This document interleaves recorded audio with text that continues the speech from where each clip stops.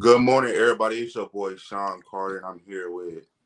Coach Lightwork, man. Look, if you don't know the slogan, I don't know where to start, but let's talk about it, man. Come on, man. Welcome to Aura Game Day. We about to get straight into it. We about to talk about Florida. What's going on in Florida, Coach, with Florida and Florida State? I don't know, man.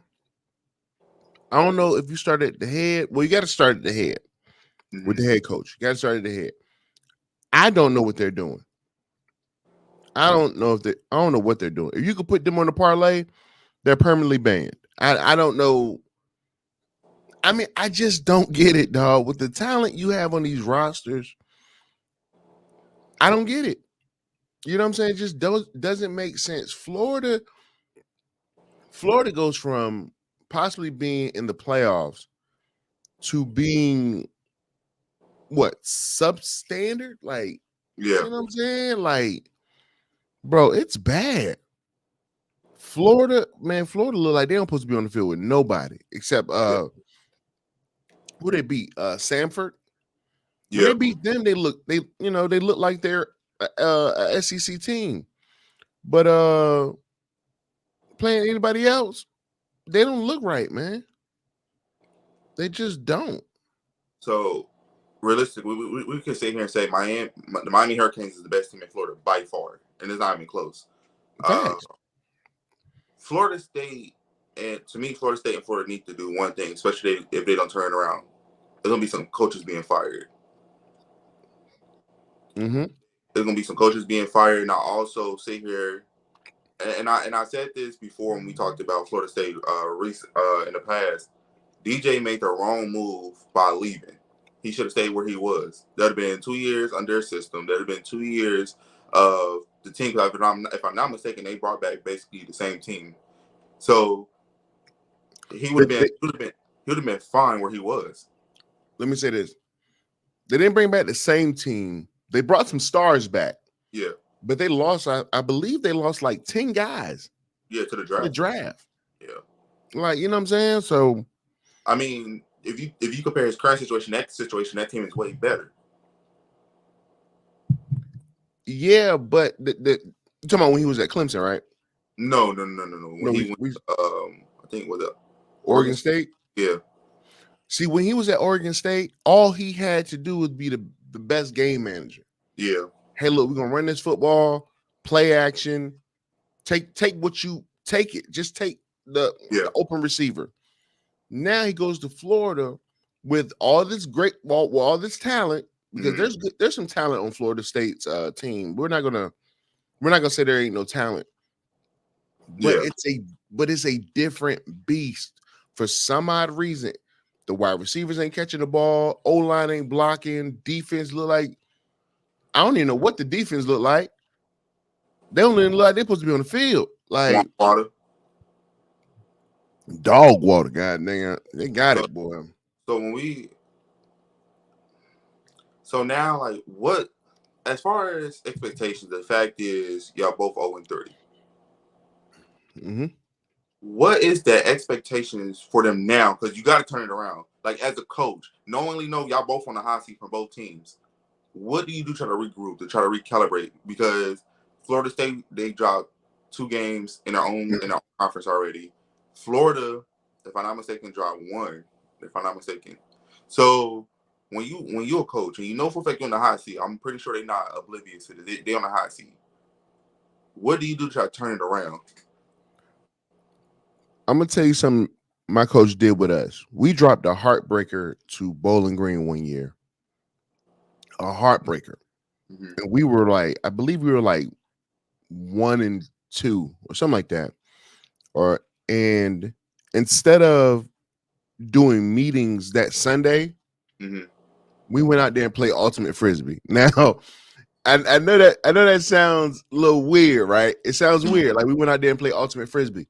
But what it did was we became more relaxed.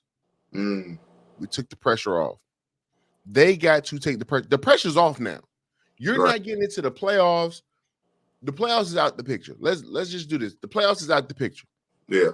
We are in 1-game seasons from here on out. 1 game, that's a season. Play that one to the best of your ability and go get the dub because Florida State has the best chance of making the bowl. Yeah. Florida has the most daunting schedule I've probably ever seen.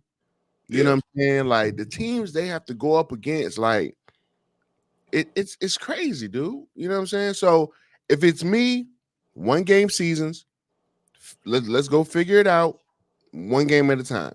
If I'm not mistaken, we set up here and we talked about Florida's schedule, and we talking about them drop. They dropped the first. They lost to Miami. Then they turned around and they lost again. Then we they got Memphis, and we both was like, I don't think they walk out of Memphis with a dub.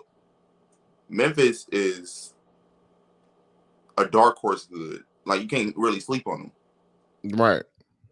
So then you look at the rest. Then you look at the rest of the schedule. They might get 3 games, and that's a tough might. Talking about Florida or Florida State? Florida at the moment. Well, Florida. See, here's the thing. Florida got next up. They got Mississippi State, who just dropped to Toledo. So you have a chance there. Then you get a bye. Yeah. On that bye, film. You got to regroup. Yeah. You got to tell Graham Mertz, hey man, look, we're gonna run with DJ. Because here's the thing. DJ had them looking better. Yeah. Let's just roll. Let's just roll with DJ Graham. Huh? Ain't DJ a freshman? Yeah, he was a top-rated quarterback in the in his class. First game jitters. Okay. You know what I'm saying? Hey, look, get up on out of there, man. If you want to transfer. We're gonna roll with DJ from here on out. Yeah. You know, and then you got after the bye week, you got UCF, Tennessee, Kentucky, Georgia, Texas, LSU, Ole Miss, and at the end you got Florida State. Dog. You might drop every last one of those games. You might drop every last one of those games. Like whoever their fucking sports advisors that make these schedules, I will go to their office like, bro, like dog, you fired. Facts, bro. Like facts. Like when you think of this schedule and they put this shit together, they're like, oh yeah, we're gonna have the best team because just because you have a top 5 recruiting class, don't mean you're gonna have a top 5 season. So when you see here as Florida and you see her think about all these people, now when do they play Georgia? They're gonna lose to Georgia. When do they play Georgia? Man, November 2nd. So when you think about it, you can come in with the mentality when you play Georgia. Like we know we better than Kentucky. Kentucky basically almost beat Georgia. Georgia barely pulled it out by the skin of their teeth. But the question is, which Florida we're gonna have at that time, right? So now we transfer over to Florida State. Florida State, I do agree with you, had the best chance of turning their season around.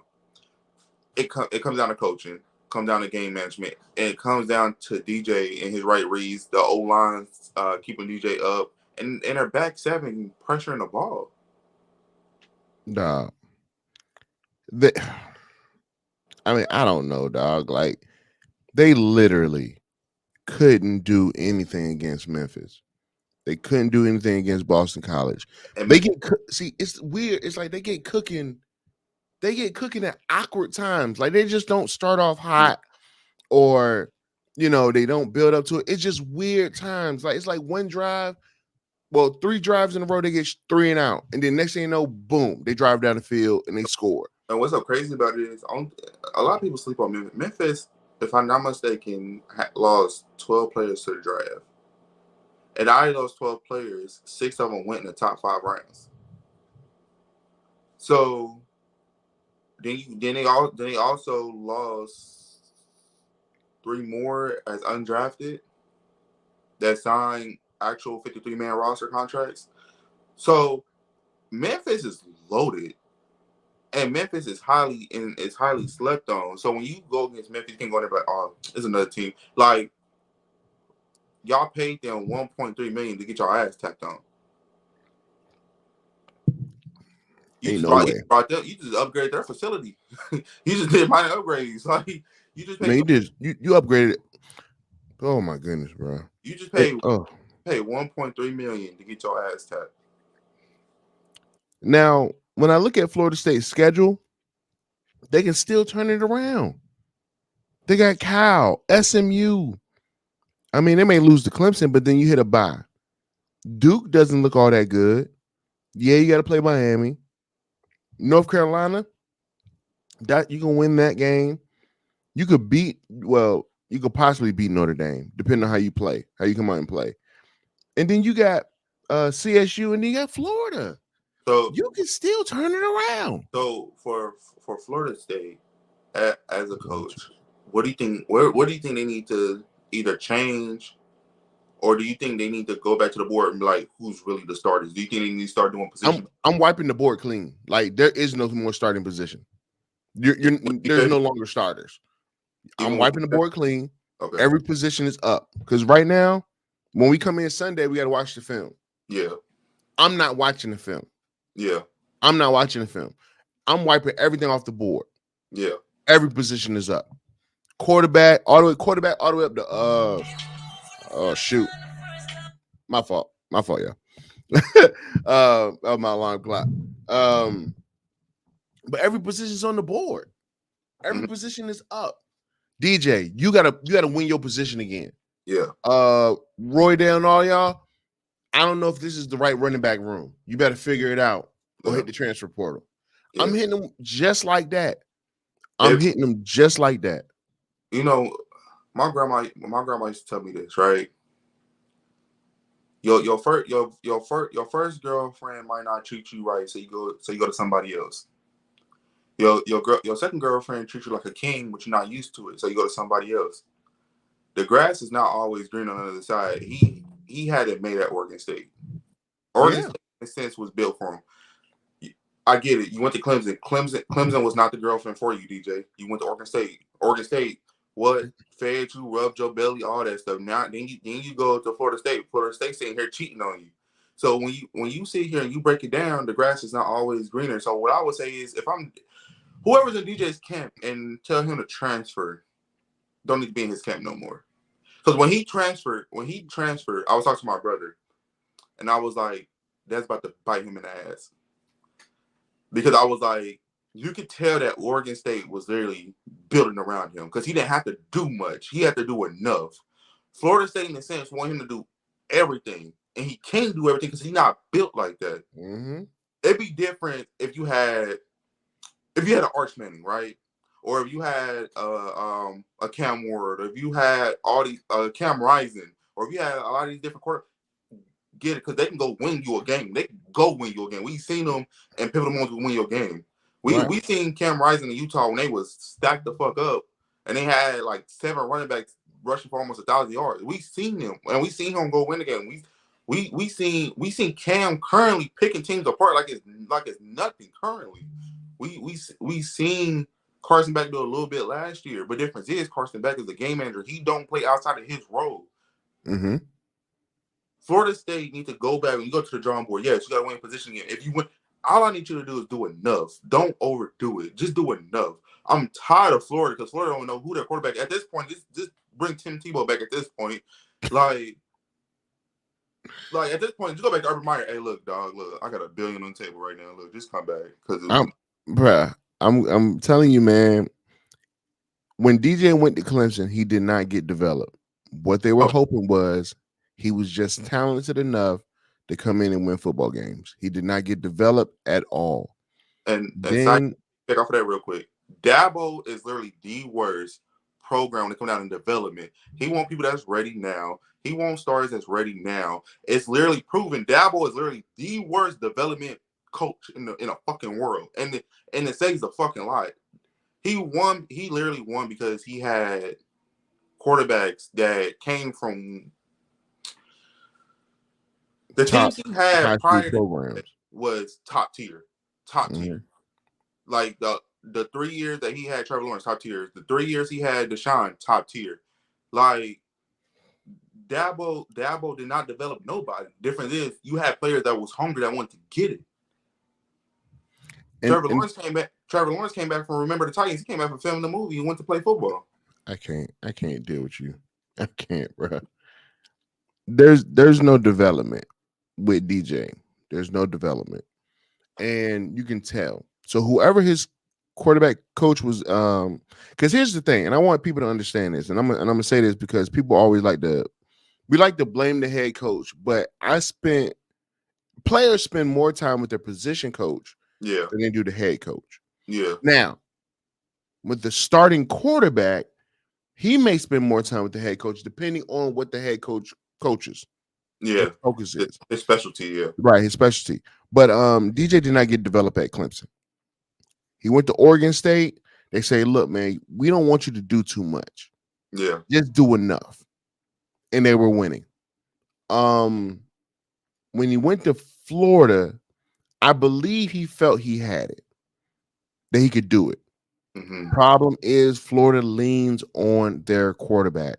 Mm-hmm. Their quarterback play is very important, and he's not getting it done right now. So, like I said, I'm wiping the board clean, wiping it clean. Now, you and the backup, I forgot the backup's name. It's like I want to say Florida State. Yeah, Florida State's backup. It's shoot, I think it's like he played in the bowl game versus Georgia. I know you're talking about. I know you're talking about. His name ain't clicking, but I know exactly what you're talking about. Yeah, you know what I'm saying? I think it's something like Brock Glenn or something like that. But and no disrespect, I'm sorry if I mess up your name and everything like that. But yeah, man, like, dog, the jobs is up. Yeah, the jobs is up. It's like a forceful marriage. It's like, oh my God, I want to be so happy. I'm going to marry her. Then you go there, and next thing you know, the bitch robbing you for everything. That's basically what Florida State doing to DJ. Like, DJ went over there for no reason, in my opinion. Because you can have all the time in the world and suck. Right. Like, you can have all the time in the world and it don't mean nothing. So it's like, it was, to me, it's like kind of pointless, man. Now, and the young man's name is Brock Glenn. Okay. I don't know why they didn't rock with him in general. Like, because DJ's a name. Because DJ's a fucking name. That's why they roll with these guys. They're names. They don't win these battles. Bro, they don't. Bro, no way. No way. Like, now, we probably, I ain't gonna lie, y'all probably won't hear us talk about Florida no more unless it's Miami. Right. And because ain't no point. We're gonna keep coming up here, we're gonna keep saying what they need to do. They're not gonna do it, so ain't no point of us talking about it no more. Miami, we will talk about Miami because Miami is currently 3-0. And they got the Heisman favorite right now. Yeah, they do got the Heisman favorite. So we're gonna talk to them, y'all, in a later date. Now we sit here and we turn our attentions to Texas. And Texas, for sure, about to have a problem on their hand. You have Quentin Ewers, which is a Heisman candidate, which so far in the season lit it up. He left the game with an injury. Arch Manning came in, non-completions, 276 yards, 5 touchdowns. He ran one and he threw 4, and he also threw a pass touchdown on his first drive. Now, what do you do? What do you do? Do you roll with the hot hand, or do you roll with Quentin Ewers? Quentin Ewers, your starter. And now I don't. They both. Now, let me say this: I don't believe you lose your starting job to getting hurt. I don't believe that. Like, I believe if you get hurt as a part of football, you don't lose your starting job to that. But dog, I mean, Arch literally came in, threw for, like you said, 9 for 12, 223 yards, 4 TDs. Now let's be all the way clear. Now this was against University of Texas San Antonio, so let's not do too much. But he came in, he threw for 223, 4 TDs. I mean, he ran for 1. I mean, he did his thing. Yeah. But now, as Sark, what do you do? Do I go with the hot hand? Because people have been calling for Arch to start. People have been calling for Arch to start. Now, Quinn Ewers, we already know Quinn is the starter, but people have been calling for Arch to start. Now, they may just get their chance. Hey, man, let's see what Arch can do. Because, that boy showed up. So let me ask you this, right? That's that they keep going with Arch, right? If you Mhm. Quinn Ewers, do you declare for the draft or do you transfer? No, if here's the thing, if they start him, Mm-hmm. if they decide to go to start him or whatever, I'm done. I'm gonna go ahead and just start preparing for the draft. Okay. You know what I'm saying? I've done enough. I went to the playoffs last year. You know, I showed up. I mean, because here's the thing. Like I said, I don't believe you lose your job to injury. You know what I'm saying? Or But getting hurt. but you gotta think about it. We also seen a bunch of shit happen. Like you be like, why this happened? Why like so we can't really like, even though this is how we think. Mhm. Like they were like, oh, he a high hand, but you also think about who you play because then will he be hot against Georgia? If they when they go against when they face, will he be hot against Alabama? If they go to the playoffs and play Old State, will he be hot against Old State? Will he be hot against Notre Dame team? Will he be hot? So you got to think about your checkdowns too. And I think Quentin is more seasoned as far as not only just playoff experience, but as far as like tough matchups too. I do think when he come back, he should remain a starter until he like just totally like mess up in general. Right. Because I know it was talk. They said that if he loses his job, he's talking about transferring. Nigga, you better go to the draft. You're gonna get drafted.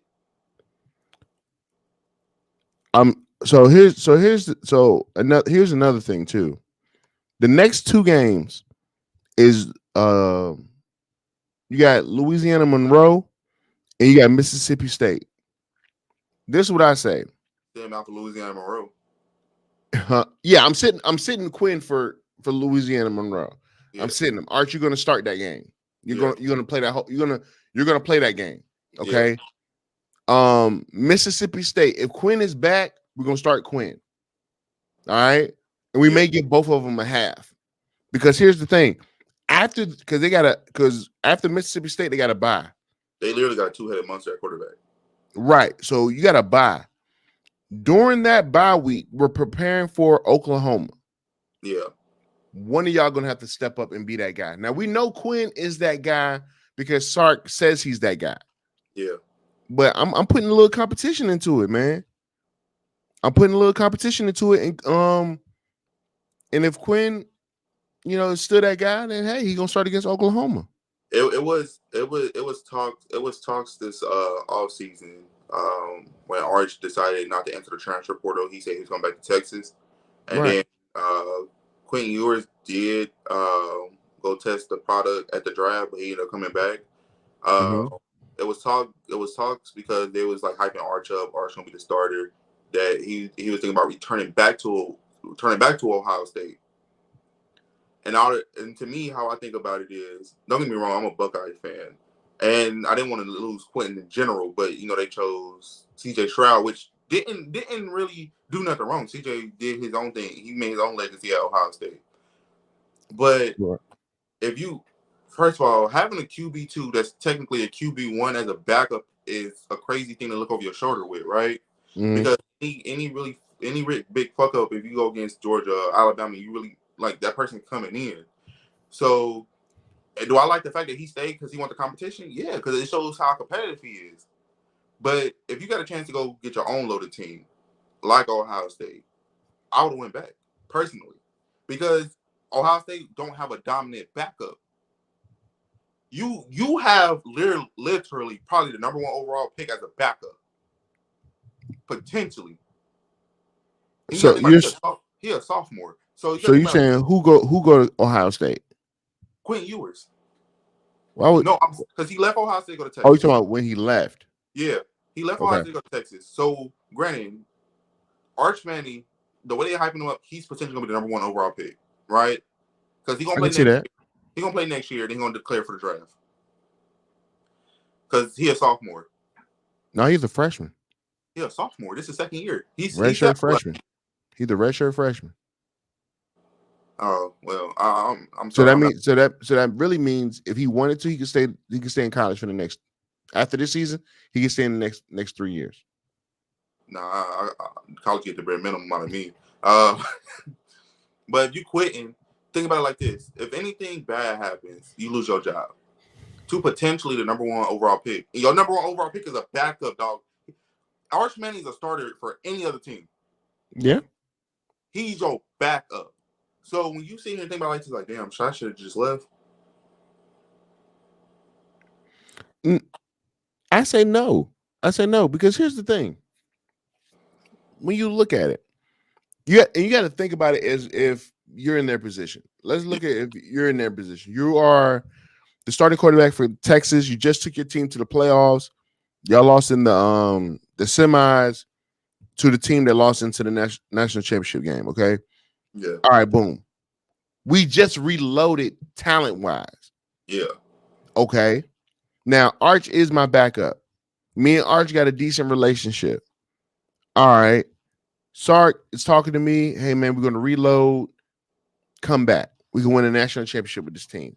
Yeah. I come back. Now, if I'm Arch, I'm just riding the wave because Arch really is in a great position right now. Yeah. He don't have to step up and be that guy. But if he has to, he can step up and be that guy. Mm-hmm. You know what I'm saying? Quinn just need to go out there and perform and keep performing. You know what I'm saying? Quinn actually gonna go to the draft. He's gone after this year. Yeah. So, and then you got to think, if he would have left last year, he wouldn't have been a top one of those top guys. Yeah. He wasn't even in the conversation. Now I will say that. Hold on. I will say this, and I will say this. If Quinn would have left last year, went to the draft, right? We wouldn't be talking about Spencer Rattler. We'd be talking about Quinn Ewers at the Saints. Spencer Rattler would have got drafted because Quinn Ewers is way better than Spencer Rattler. Well, you got to add you add a QB. Yeah. Where does Quinn go? He could have went to New Orleans, but you got to think because Caleb, Jaden Daniels, Drake May, they went. Drake May. Then you got McCarthy. Penix, McCarthy, Bo Nix. Yeah. Quinn falls somewhere between McCarthy, Penix, McCarthy, and Bo Nix. Yeah. He's somewhere in there. So you talking about he could have been a Bronco. Yeah. You know what I'm saying? He could have been a Bronco. Shit, I'd died. Or if he would have stayed in the draft, he could have been a Raider. He could have do you see what I'm saying? Yeah. So right. He could have been a Raider. So that's all I'm saying, man. Like you never know with the draft. You know, you never know with the draft, but I think he made the right decision going back to college because if he would have went to the NFL, bro, you just never know. You just never know. But right now he has a chance to win a national championship with the squad he got. Oh yeah. Hey, because now that I think about it, you are right. Arch is playing with house money because you get to come in like when need be, but you technically sitting back about to potentially win a ring, right? This year and probably win another one. Right. I'm making money. I'm still that guy, and I still got a NFL name. Well, that you know what I'm saying? I'm chilling. Hey, that Manning name is boy. Right. That Sanders name too. Between them two names. Right, bro. My name is in the Hall of Fame. Like, think about that. My name is in the Hall of Fame, and I know the guys that's in the Hall of Fame. Come on, man. So now we about to do a little pause in that action, and we about to sit here, and we about to talk about top 5 players from yesterday. But before we get to the top 5 players, we about to sit here. We're gonna talk about the nightcap game, which is Colorado versus Colorado State. First of all, fucking line. They get a clap. Step the fuck up. And they did changes. And they did changes at the line. Mm-hmm. They put Brown at his right position, which is the left guard. They brought in they converted a deep tackle to an O lineman midweek, and he actually played good yesterday, which was a right guard. So Shedeur didn't get hit at all, and the only reason he got a sack because he slid behind the line, and they counted as a team sack. Right.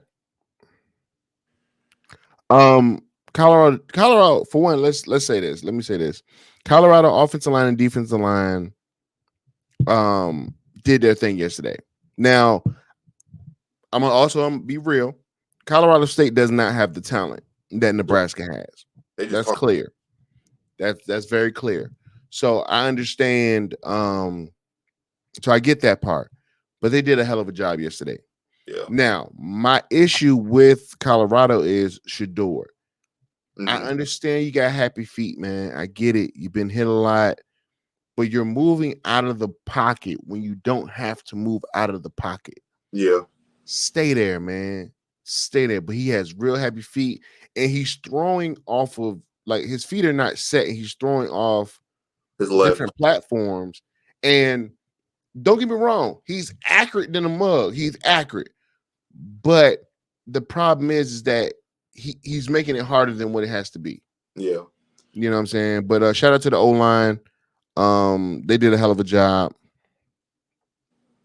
And they did their thing. They did their thing. I was watching Well Off Media, and Bucky said something to Shador, which you've been saying too. Bucky told Shador, he was like, "This is not the same O-line. You don't have to run every time someone get close." Because quite frankly, they didn't really. Colorado State couldn't really collapse the pocket. They was literally like getting manhandled on the line. Yeah. Like Shador last year scarred this man. I don't care. He got past trauma because he was running for his life and he didn't even have to run. So we agreed to that. I do think they left some points on the field. Shepard dropped the ball, which because he got put right on his hand and he dropped it. Jimmy Horn called a 65-yard pass, which got called back because number 56, the left tackle, got a holding call. So 54. What was it? 50, no, right tackle 54. So that brought that back. So you talk about add on another 7 on there, that'd have been 35. Being able to score it again, another PI call got called. I mean, another holding call got called back. That'd have been 42. And then they potentially could have put 56 on their heads because they left a lot on the thing. The balls that Shepard dropped, I don't think he's gonna drop. I don't think he's gonna continue. You ain't gonna see him continuously drop it. Webster did his big one. They couldn't. They moved. I told you. I sat here and told you. I was like, when they play Colorado State, I said they're gonna move Webster to the slot.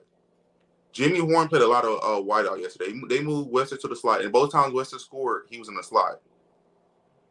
Yeah. Travis. I do hope Horton, I think his name like Tim Horton, whatever his name is, from Colorado State, receiver number 14. I do hope he do heal because he is a prospect. He is a draft prospect. Yeah. And he gonna be playing on Sundays. He's for sure playing on Sundays. Yeah. He's probably the only player on that team that's playing on Sundays. We seen the running back game. They went with a freshman. And right. Quite frankly, they didn't get his ankle. He would have got loose. Let me Welch and they used another kid. Let me I just want to make sure I get their names right. The Arkansas transfer. Because they did their big one.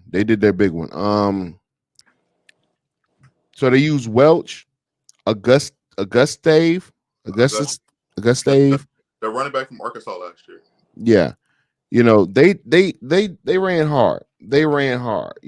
Them both combined, they had 15 carries for 96 yards. So they did something that I haven't seen since Prime been there, and they ran the football. Yeah. You know what I'm saying? They ran the football. It's not like they were getting 1 or 2 yards. They was getting 6, 7, 8 yards a carry. Right. And then Shador, he spread the ball around. Travis got his. He had 14 targets, 13 receptions. Wester had 7 targets, 5 receptions. Shep, 11 targets, 7 receptions. Horn, 6 targets, 4 receptions. So he spread the ball around. You know what I'm saying? If you ever watched the game, and this for everybody that don't watch the game like how we watch the game. Mm-hmm. They do a lot of hitches. They do a lot of stuff like that. Those are long handoffs. You know what I'm saying? They're like 4 or 5 yard catches and stuff like that. So when you see all these targets and receptions and the yards are not like crazy numbers. They're not crazy. Mhm. That's just how they play. That's part of their scheme. You know what I I'm saying? It prepares you for the double moves and stuff like that. I think what I loved last night, and it's just one particular play. They finally got the tight end involved. They finally got the damn tight ends involved. The commentator was like, He don't never use them. like that, they're like, what? Like, they're like, that's the tight end. He usually don't get the ball, bruh. That lets you know they don't use them up. So I told you this, and uh, we can go back and rewind. I said this. I said I think we both agree if it's a perfect time to get the running back some confidence and get the running back going and the O line to start O lining, it would be against Colorado State because it's personal. Yeah, Now what Warren Sapp said is personal, but can it be consistent? I With believe it can be. which they got Baylor. They got Baylor. Now that O line they had, Shador didn't get touched. Granted, Baylor's not Colorado State. Baylor can get to you. Yeah, But question is now because they said that the O line from Colorado they took it personal. They was pissed off. The coaches even make the what's his name Brown and he lineman too, O lineman too. They when they went to practice he you know I got the stadium like the rows and shit. They were mm, like, no, we were running because two got hit too many times. We're gonna punish ourselves. He said that's the leader that you taking accountability. right. And he said they took it personal. At the last night game, Travis had me rolling. He said, hey, lineman, whatever y'all want to ease on me. Yeah, because they deserve it. They Oh, deserve it. now, Bentley, I think it's Hill Green, with Conwoo. Oh my fucking. Duh, there's no such thing as running the football against them. Listen. Every time I turn around, Hill Green and Bentley Hill Green had to hit, and you heard that hit. They ran it out. They ran it to the right. All you heard was this. And they was like, I don't think he's getting up. I like, Duh, he dog. was done for. Like, bro. Like, then, bro, Simon Craig got in there. McKinney and them was locked down. Travis got a pick six. Hodges remind me of Cal Hamilton.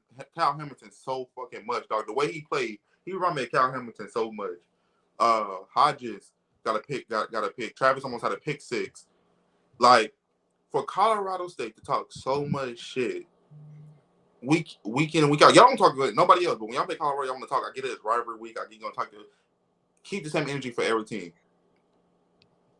Because in 2029 or 2026, if I'm not mistaken, if I read it correct, y'all about to be in the Pac-12. Mm-hmm. So they done with the Mountain Conference. They moving everybody to the Pac-12. Right. So now you got to play better teams than them, and they trying to convince North Dakota State to move to the Pac-12, which Yeah. I think will actually works personally. Like, it could work. Let me say this: Colorado State going to the Pac-12. That's great. I believe more Mountain West teams are going to the Pac-12. yeah, North Dakota State. The thing I worry about is they're winning. yeah, Will they win? You know, will they continue to win? And will the style that they play, how they play, will that translate to them doing it every single week against better opponents? You know what I'm saying? Better talent and everything like that. Because here's the thing: it's easy to beat a team once and then go and play these lesser talented teams and smash them every single week. You know what I'm saying? Like they bully teams in the FCS. So I would love to see them step up and play. You know, like a Miami or Oregon State. just better teams Yeah, every single week instead of just playing the better teams in when they go up in when they play like a Iowa or whoever or Colorado, and then they play a top team, a top FCS team in the national championship game. You know what I'm saying? So So but Colorado State keep that same energy. Just keep that same energy. my problem with Colorado State is they keep writing checks that they're asking cash, right? Right. You keep poking the bear. They need to look at Matt Rule, right? Just shut the fuck up and praise him. Just shut the fuck up. Matt Rule learned his lesson last year. They went to Nebraska, got beat. He literally shut up this year, like, nah, like I respect everybody over there. But difference between Colorado State and Nebraska. Colorado State got a back seven that's scary as hell. That will get to you. And they also got a consistent quarterback that won't sit here and lead a damn pocket when he don't need to. Right. In a sense, he just like Shedeur, because Shedeur, they both left when they didn't need to. But the difference is Shedeur is actually hella fucking accurate. He was just like you left the pocket rolling left, throw it across the right, and got picked off. Then did the same thing, got picked off again. You didn't learn your lesson. No. Then Jay Norvell. I hate this man so much. I really do. I hate the way he looked. He remind me of a Sims character that got wrongdoing. Like he made me so mad because you sitting here keep on talking and can't win shit. Y'all did an interview talking about we came back to Colorado State to win the national championship. Yeah, I don't By get how that the national championship, y'all niggas not gonna be here no more. Right. Y'all kids not gonna be here no more. So I don't want to hear that shit. Like y'all sitting here, y'all just keep on talking, dog. At a point in time, realistically, like I'm not even joking no more. Realistically, when the fuck y'all gonna shut up and actually play ball? Because all y'all do is talk. I get it. It's Coach Prime. I get it. The media behind it. The aura behind. I get it. But if you're gonna talk and you're gonna talk your shit, talking to everybody, not just one particular team. Talking to everybody. Because did you have this energy when you played Tennessee? Texas. Did you have this energy against Texas? Are you gonna have this energy if you go play a big time school? You're not. You didn't say shit about Texas and got your ass out the frame. But that's what makes rivalries. You know what I'm saying? They can't have the same energy. Like nobody has the same energy with a regular opponent. Like so when Georgia plays Florida, I'm talking shit all week. No matter what team I'm on, I'm talking shit all week. But if it's Florida versus I don't know, whoever. Like I'm not talking to y'all. I'm not responding to you on Twitter. The thing is that they came in talking that shit, talking that trash, and they realized they were overmatched. And they like you didn't have Horton really for the whole game because he was hurting. He was hurting with that groin. And speedy recovery. Which was a bad call because reality, if he got hit wrong or the lender wrong, he actually could have tore his shit worse than what it was, and he could potentially could have like messed his stock up or whatever the case may be. As a coach, as administrative, no dog, you sit now. I know it's rivalry. You sit now. I love the competitive. I love that dog game, bro. You gotta sit out, dog. Because if he tore it worse than what it was, because literally when he left. They said it might be worse than what it was because the medical staff got to clear him for him to play. Mm-hmm. And I think they did it because they played in Colorado. I don't think he was cleared. They did that shit because it was Colorado. If it was any other team, I think he would have said. But you potentially could have ruined his shit. Like, realistically, a groin injury is not easy to come back from. It's not. Like, because it's sensitive. It's soft tissue. Like, that's not an easy comeback. Then y'all talked about, he think it hurts more than before. No shit, Sherlock. Yeah, he was in some pain. You could tell he was in some pain. They know real tough. But yeah. So let me be the coach of Colorado State. Listen, I'm talking shit to every team that come in. Please don't. Everybody getting it. Please don't. And I'm putting Georgia on the roster. Y'all about to get y'all ass tapped first game. I want y'all to get y'all ass tapped. Man, you just getting paid. My point. That's what he's doing. He's just getting paid. He didn't get paid for Colorado. No, I'm saying it, but that's what he's doing. He got paid from Texas for sure. Yeah, but you gotta understand, like they're not getting paid for any weaker opponent. No, I wasn't talking about Colorado. I was talking about, but for sure got paid. But nah, like man, his face irks me. I don't like looking at him. But that Colorado State throw the whole season away. Colorado, they look forward. They look towards Baylor. So what do you think their keys is to beating Baylor and maintaining being hot? The same thing. Run the football. Get the ball to your playmakers. As simple as that. As simple as that. Control. See, for every team, they can say the same exact thing. Control the line of scrimmage. Mm-hmm. Protect the football. Mm-hmm. Colorado had one turnover yesterday, and it was off a fumble. Yeah. You know, if you protect the football and you just block it just as good as you blocked at Colorado State, yeah, you can win the football game. Yeah. Period. I do think Colorado secondary is sneaky good. Like I'm talking about take Travis out the equation. They brought in damn, what is his name? He replaced Shiloh. McKinney? No, McKinney was corner. McKinney's a corner. I'm talking about Stoudemire. Bro, he made a play last night, and I was like, how do you use him when Shiloh come back? Because he made some plays last night.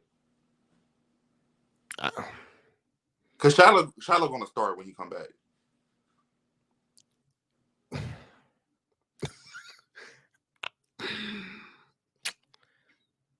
I don't know, dog. I don't know. Dude was balling yesterday. I can't. And even then, we talk about Travis, right? Travis for sure gonna play a lot of defense against Baylor. Baylor's high powered also.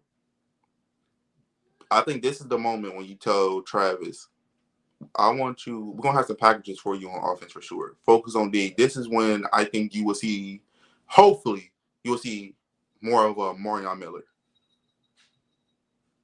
That because the only reason I say that is we talk about high powered offense, Baylor, Georgia, Bama, Texas, Tennessee is high powered, O State is high powered,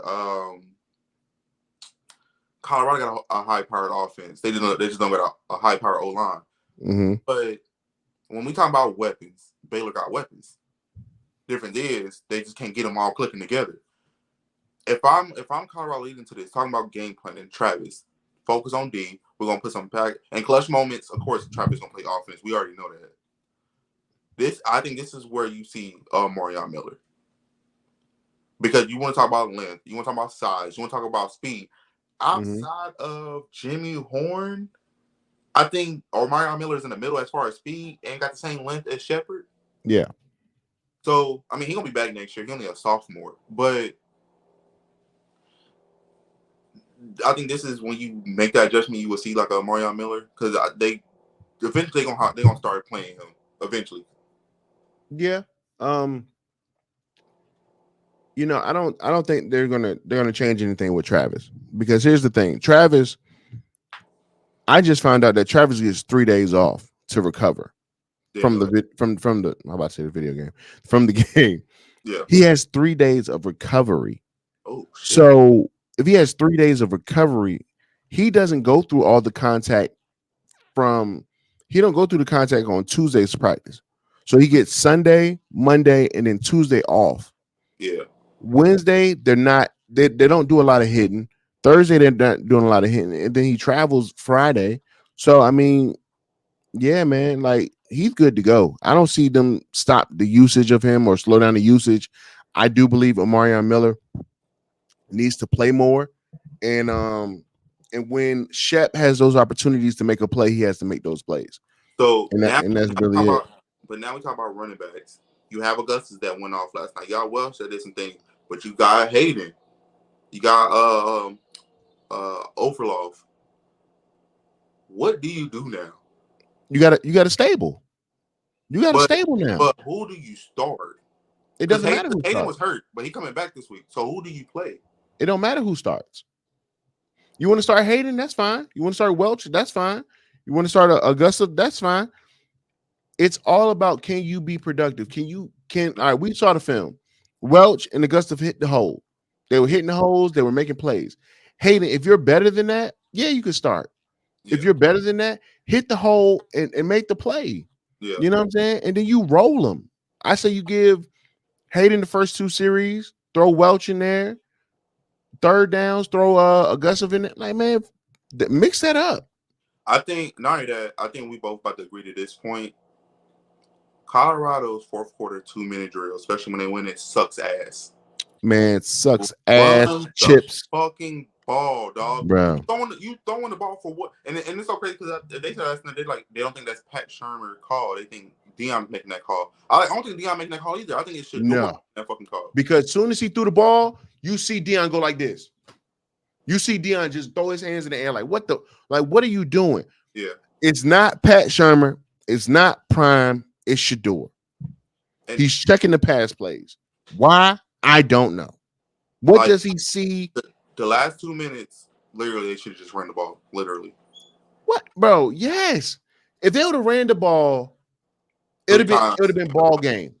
Yeah. It would have been ball game. Why are you throwing the football? The coach for Colorado State is not calling no timeouts.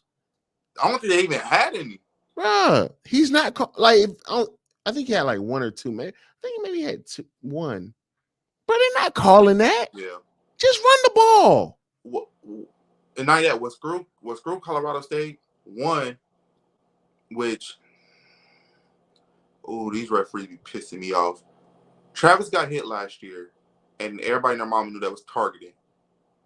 And they didn't do shit about it, right? Right. Shedeur got hit way after the ball got hit. Got hit. His neck snapped back. No call. They didn't touch a flag. Passer, but it was targeting. He was a defenseless player. When you sit here and you think about these plays, right? Then what happened? I think it was Welch. He went out of bounds and someone drove their fucking helmet in his back. Like, when you sit here and you plainly see this shit, dog. Like, what is targeting? Because last year, y'all called targeting on Shiloh for doing a hit less than what the fuck just happened. And he got what? If I'm not mistaken, he got ejected. Did he get ejected? Yeah. So when y'all y'all want to pick and choose when the fuck y'all want to do a targeting call and someone really get fucking hurt because y'all want to sit here and play the 3 blind mice and act like y'all don't see shit is a problem. Mm-hmm. Because realistically, if that's my son, and my son is going out of bounds, and I see this motherfucker drive his helmet to my son, I'm sorry, I'm leaving the stands. I'm beating your ass on the field. Because he's not. It's not the fact that he's looking at you, right? He's out of bounds. He's running this way. You sit here and you drive your fucking helmet in his back. Then go talk. Then get a flag talking about I didn't do nothing. Ray Charles can do it. Like, how you gonna sit here and tell me that this is the defensive language? That I didn't do nothing wrong. That's the defensive language. Like the referees not only in the NFL but college need to be better. If you're gonna sit here and tell me when someone tackles somebody, right, and their helmet comes up and you call that targeting, what's that? Like, you can't pick and choose what is the targeting call, dog. See, here's the thing, and they showed it on the when I was watching the game. So there's the play that Hillgreen and Bentley knocked out the running back. Yeah. They was like, well, is that targeting? He led with the crown of his head. But they was like, well, they're going to say, well, it's forcible contact. So then the next series, literally the next series, when Shedeur gets hit, they said, man, they're dropping the ball on these calls because that's targeting. Yeah. You know what I'm saying? So the refs need to do a better job. The crew upstairs, the crew that's watching the replay needs to do a better job. Everybody needs to do a better job to protect these players no matter what. You know what I'm saying? I don't care if you like them or not. I don't care if you have a personal vendetta or whatever. You got to do your part. And your part is to referee the game and not make it personal or whatever reason. You can't miss calls like that. You know what I'm saying? You just can't. You know what I'm saying? So that is what it is, man. Yo. So now we get to my favorite segment, which is top 5 players from yesterday. No matter the position, no matter who we think is top 5, coach will get his top 5. And then I also will give mine. It's not plays, it's players. Someone that was someone that was a difference maker. Someone, in a sense, we're gonna call this segment "Game Ball." So, Okay. who's your top 5? No order. Game Ball. Number 1 goes to Travis Hunter. For one, playing that many snaps, having 2 touchdowns, 1 interception. You know, balling out. He played over 100 some odd snaps. So he gets game ball number 1. Cam Ward, yesterday he gets the game ball.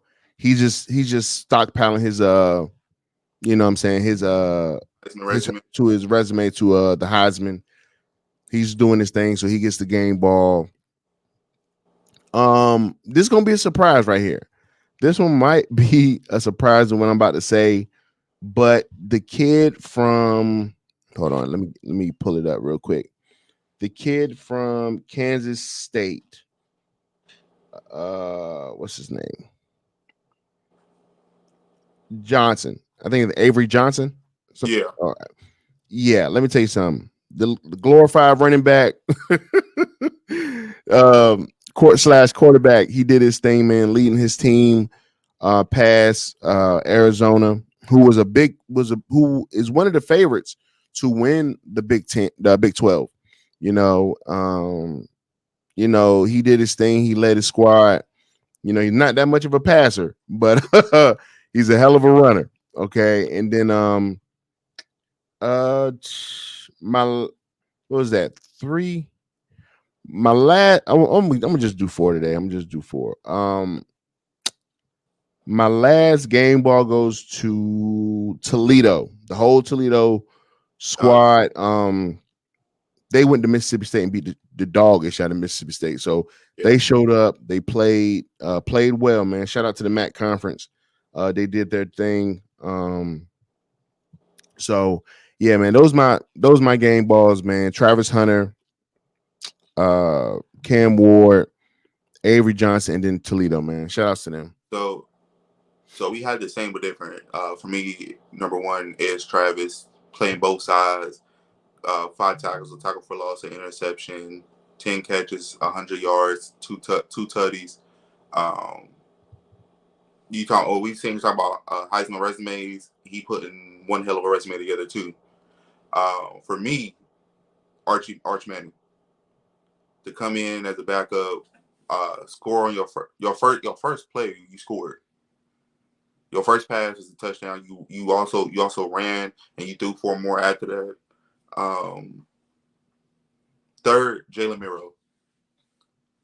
Oh, sure. I forgot about Milroe. God, no. The way you want to talk about game managing the right way, right? You threw the ball, you ran the ball, you controlled it, you talked, you competitive. I love what Jalen Milroe does in general.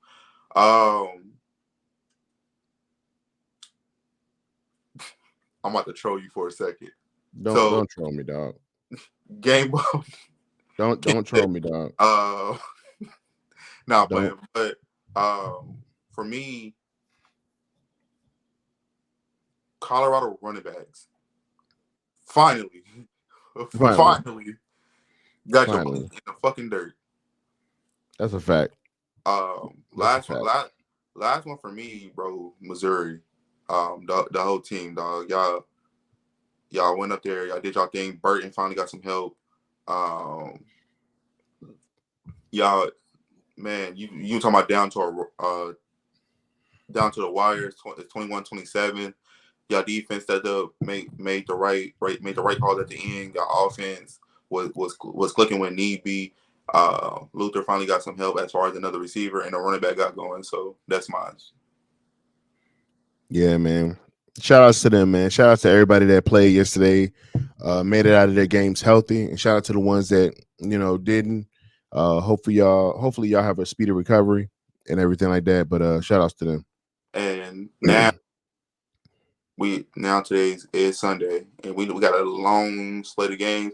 Well, one in particular excite me because it's your team versus my team. We do the first topic we'll talk about is Broncos versus Steelers. By you being a Broncos fan, we're gonna talk about what you expect from the Broncos.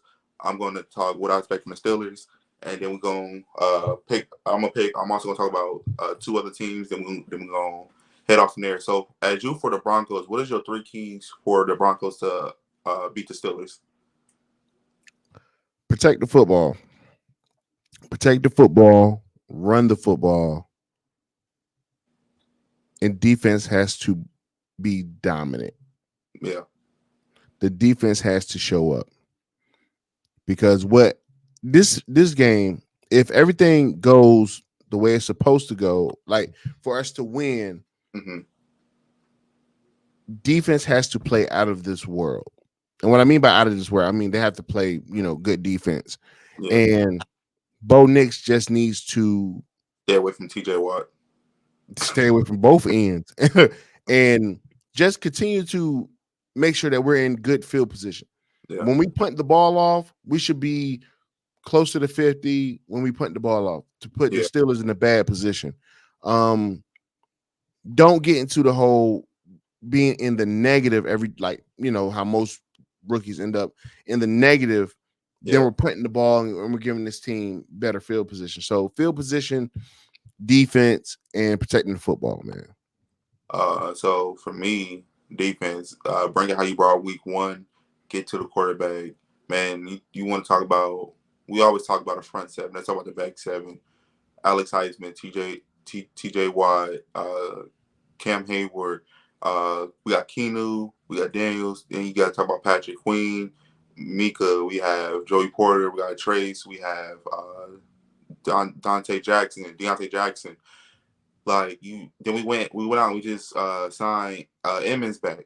So you want to talk about defense? This will be a defensive game. Do I think this Pittsburgh will do another field goal game? No, I do think Pittsburgh will score. I do think this will be a game you will see Najee have a good game, but you will see Jaylen Warren pick back up what he did last year. I don't think the Broncos back seven, not even back seven. Let me stop that. I don't think the Broncos D line will get to Justin Fields, especially because he's mobile. I do believe if this is a field goal game, Pittsburgh can lose. I don't want to be in a field goal. I do not want to be in a field goal game with Denver. I don't personally. Right. To me, now we're about to swap. To me, for Denver, all Denver got to do, literally, realistically, and we keep this with a bunch of quarterbacks that got decent teams. Bo Nix, this might be the game that Bo Nix got to win. Because the only reason I said it is the best weapon he have that I seen running. I don't watch a lot of Denver, so you can stop me if I'm wrong. It's Cam. It's Sutton. I mean, he don't have known receivers. Let me say that he don't have known receivers. Like he don't have a like Sutton is number one. Yeah, and then everybody else is falling behind. So yeah, I get what you're saying. So I will say this: the O line will have to step up. Y'all gonna have to run the ball. Even though Pittsburgh is a great run defense team and a decent pass team, y'all gonna have to do something because Pittsburgh ain't gonna give y'all both. So to me, y'all will have to run the ball, especially if your receivers not making no plays. You will have to run the ball. Right. Like I said, man, I think we're gonna run the football. I think we're gonna hit y'all with play action, and I believe we're gonna just try our best to play field position with y'all. As long as we do that, I feel like we can be successful. And then y'all play at Denver, I believe. Yeah. Colorado, that goddamn it, Mile High. I hope y'all can't breathe. Listen, literally. I hope y'all can't breathe. Now we go. Now we got Chiefs and Bengals. Marquise Hollywood Brown is out for the season. Yeah, I with don't shoulder surgery. I don't know if Juju got cleared as far as playing. 'Cause I don't think he played last week. Yeah, he played last week. I say I watched it. I did not see him. Well, I Yeah, don't know. I don't he know his jersey. he dropped that one pass next to the goal line. Okay, Yeah, he so dropped that one pass this next to the probably goal be a line. moment you probably see a Juju step up. You, of course, you know what Rice gonna do. You know what Kelsey gonna do. Kelsey's not about to have a quiet game like he did last week. Mhm. I do have the Chiefs winning only because the Cincinnati Bengals got too much going on right now. It's too many distractions as far as the offense goes. Right. I do have the Chiefs winning. I do have it being 27-20. I don't think they're gonna blow the Bengals out. I just think the Chiefs got enough to win it. Because no matter we see no matter who's active, Patrick Mahomes know how to make somebody make somebody taller. So we not about to talk about the Eagles and the Falcons. We're gonna leave that shit alone. We already know who's gonna win that one. So for you, as far as the Chiefs and the Bengals go, what's your prediction? Oh, Chiefs win. Chiefs Win. Ain't anybody to jump into that. Chiefs win. Jamar Chase frustrated. T. Higgins ain't there. Chiefs win. Are you able to pull up today's games? Yeah. Can you tell me the games today? Outside the two teams we already talked about. I mean the four teams we talked about. Well, currently right now it's 125. So we got the Chargers versus Panthers. Who you got? I got Chargers. Who you got? I got Chargers. Okay. I got Chargers. I got Chargers winning 30-0. All right. That's how bad Carolina I ain't throwing the score out there, God. Sheesh. That's how bad Carolina is. Raiders versus Ravens. Ravens is currently up by 3 with 8 minutes left in the first quarter. I got the Ravens. I love Max Crosby. I love Max Crosby, dog. But without that other DN, bro, Baltimore will win, especially because they got that nail biter loss last week to the Chiefs. Mm-hmm. I do think the Ravens will win this one. Okay. You got Seahawks versus Patriots. It's currently tied up 7-7. Patriots. With Patriots. I got the Seahawks in that one. You on Foxborough, Patriots. All right. Okay. Current games: Browns versus Jags. Browns are currently up 7-0 with ball. I think Deshaun got something to prove. Browns. I got the Browns too. Buccaneers versus Lions. Buccaneers. Buccaneers lead right now 6-3. Baker on I got Bucks winning. Yeah, Bucks winning. I got Bucks winning. They're playing at Detroit, so I think it's gonna come down to the wire. But I got Detroit. Yeah. Let me see. Hold on. Go back. All right. Colts and Packers. Green Bay currently leads 10-0 at home with 3 minutes left in the first quarter. Hold on, what's Malik Willis' stats? He threw a touchdown already? Yeah, the boy cooking. That boy cooking up 3 for 3 for 36 yards and 1 TD. Hot take, Colts come back and win. Okay. Josh Jacobs right now has 7 carries for 67 yards. Giants versus Commanders. Washington is currently up 3-0 in the first quarter. Daniel Jones has not thrown the ball yet, and Jaden Daniels is 6 for 6, 31 yards, and he's been sacked twice. Commanders. All right, Commanders. I give you that one. Giants are trash. Jets versus Titans. Ooh. It's currently 7-0 Titans. In the first quarter. 2 minutes left. See, because Titans was up against the Bears and lost. And because of that, I have no faith. I do think the Jets will come back and win. Okay. Saints versus Cowboys. Saints is currently up. They're currently up 14-3. In the first quarter. Derek Carr's on a different level right now. Yeah, he cooking. He cooking up. They just beat somebody last week. Was it like 56 something? Like they just blew somebody out last week. The Panthers. The Cowboys got enough money for that ass whooping.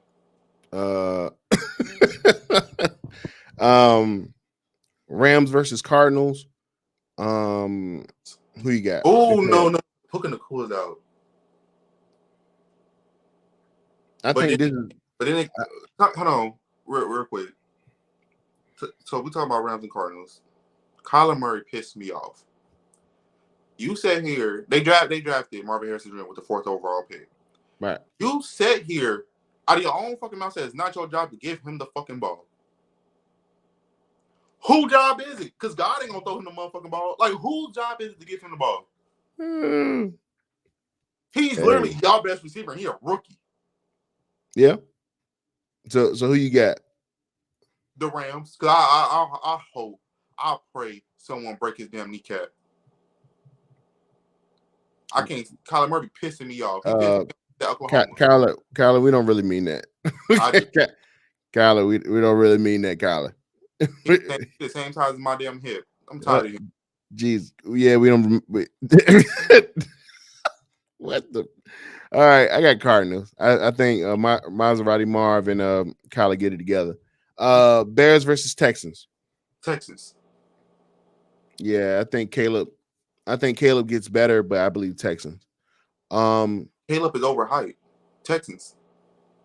Okay, all right. Well, we'll see. We'll see. Falcons versus Eagles is the Monday night game. I got the Eagles. I got Saquon running almost 200 yards on them boys. And they got last week. I ain't got to. They lost to a Steelers team with zero offense. You about to play a high-powered offense?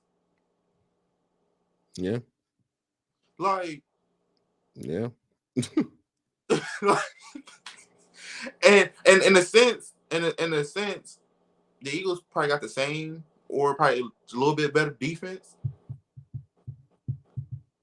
If you think TJ Watt smacking Kirk Cousins around like he was a whore on the street, what do you think the Eagles about to do to him? Right.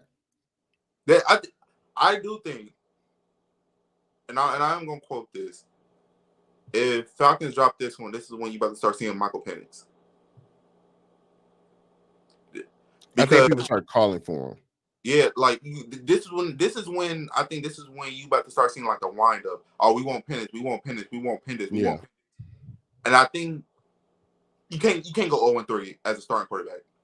You can't, because that's when they were like, teams gonna be like, so what about Penix?